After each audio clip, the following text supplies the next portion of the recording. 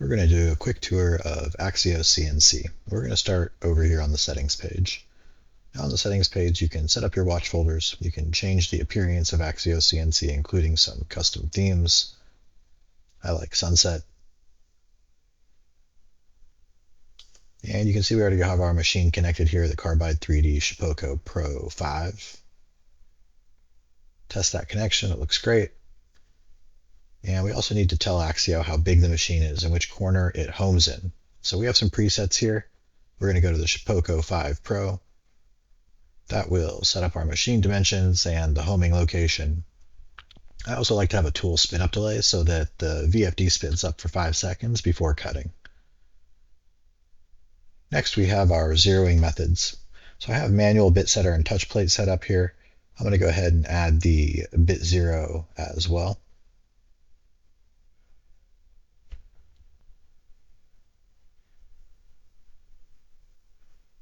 We also have zeroing strategies. So whenever I run a job at first, I want to use the bit zero to set up X, Y, and Z. And then in the middle of a job, when I'm switching tools, I want to use the bit setter. We have our camera set up here already.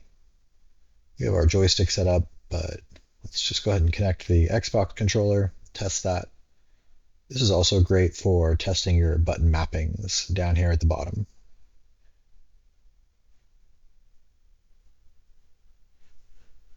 Next, we can go to our tool library. We have a couple of tools set up already.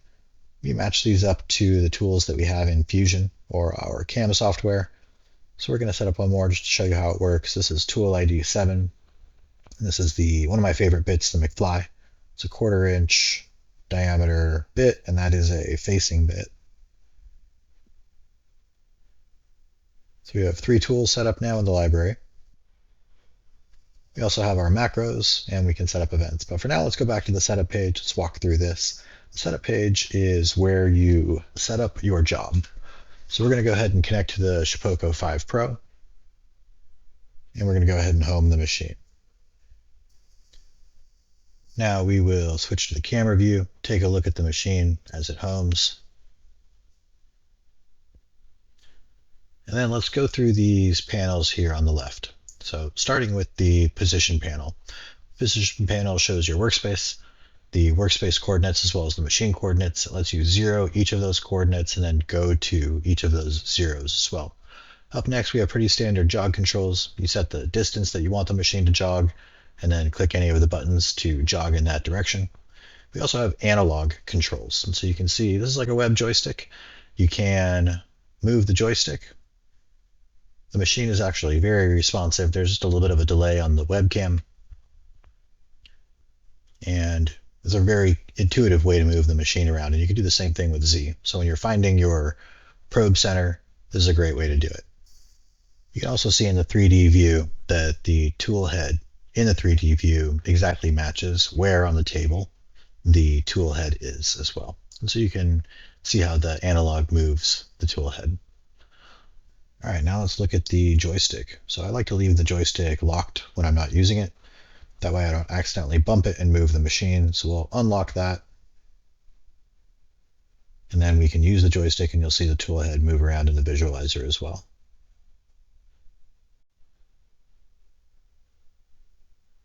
I'm going to go ahead and zero the workspace coordinates to here. And let's open up a test file. This is a simple test file that has 2 tools. And so you can see that the tool library changes from, let's close it. You can see the tool library initially has 3 tools available, T3, T4, and T7. And when we load that job, it shows which tools the job uses. So we can get those tools ready to go. Take a look at the 3D model of the cutting area. And we can also outline the job so that we can have the tool go around the perimeter and show us exactly where it's going to cut. Finally, we can run our probes manually here if we would like, control our spindle, our macros, and then we have another webcam view. All right, we are ready to run our job, so we'll hit play. And since we chose bit 0 as the initial tool method, it'll pop up the bit 0 probe wizard. First, it tells us to go ahead and touch the lead to the plate to make sure that the probe is working. Then we hit next and place the bit 0 on the corner of our workpiece where it belongs. Then we jog the tool into the hole using our jog controls. The analog controls work really well right here. And then when we start the bit 0 probe, it'll probe for X, Y, come out of the hole and probe for Z. And then we're all set with our zeros for the job. Now this is a mid-job tool change. One of the first things that this job has is a tool change, and this is where we measure our first tool with the bit setter. So again, this zeroing method asks us to check the probe contact and then navigate to the bit setter. I don't have the camera set up in the middle of the tool change, so I'm going to pull up this live view here. You can see it navigate to the bit setter. Tells us exactly which tool to install now that the spindle is at the front of our machine and easy to access. Once we have that tool installed, we go ahead and start the bit setter probe. And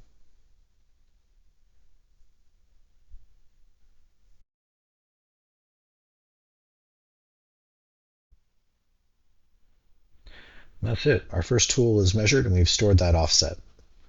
The tool will go back to the home position and the probe is complete.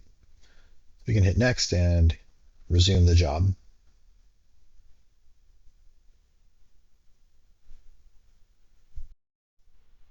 Now as we resume the job, we'll put this in picture-in-picture mode. As we resume this job, you'll be able to see on the left-hand side the amount of time between this tool and the next tool. And you'll also be able to see the lines that we're cutting turn red in the 3D model. Time for our next tool change. This one's going to be easy because we have the bit setter and it's a subsequent tool. So again, we'll test the contact, navigate to the bit setter.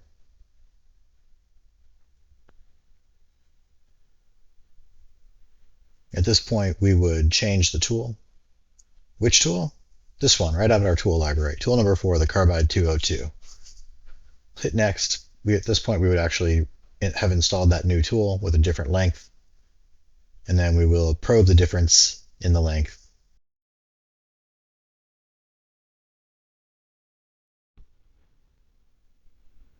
We're done with our second tool change. We'll go ahead and resume the job.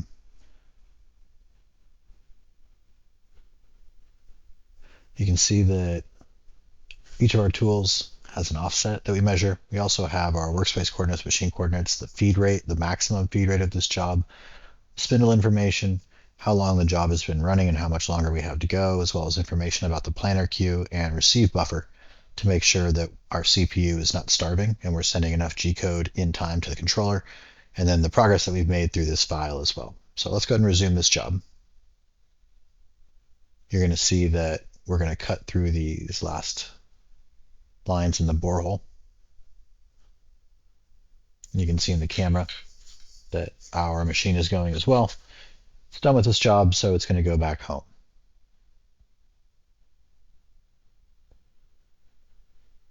Spindle shuts down, planar queue is empty, and the job moves to the complete status. Let's look at our stats. And you can see the job history here in the center, and if you click on any of these jobs, you get the detail view for that job. This is the one that we just ran. It lasted for 3 minutes, 39 seconds, and the tool moved 172 millimeters. You can also see the job completed successfully, when it started and ended, how each tool performed in terms of time cutting as well as the distance, and then the operation types, how long we spent cutting, transitioning, or tracking. And then on the left, you can see those same stats for all of the tools for all of your jobs. And we have a bunch of documentation, everything from installation to getting started with Axio, that workflow we talked about where you set up, you monitor, and then you look at your stats, and a lot more. I hope you enjoyed the tour.